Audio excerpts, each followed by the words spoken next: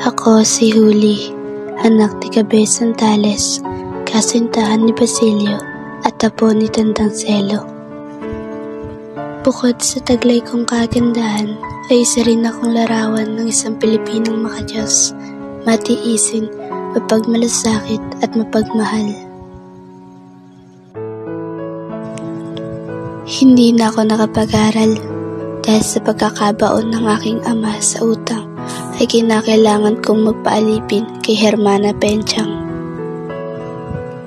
upang makapagbigay ng pera sa mga dumakip sa aking ama.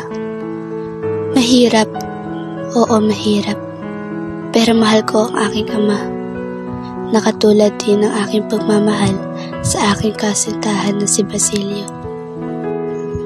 At dahil sa kagustuhan kong makalaya ang aking kasintahan na si Basilio, ay naglakas loob na akong lumapit kay Padre Camora para humingi ng tulong. Kahit alam kong may pagnanasa ito sa mga kababaihan, tumatak sa isip ko ang salitang, "Parang awa niyo na, Padre, wag po."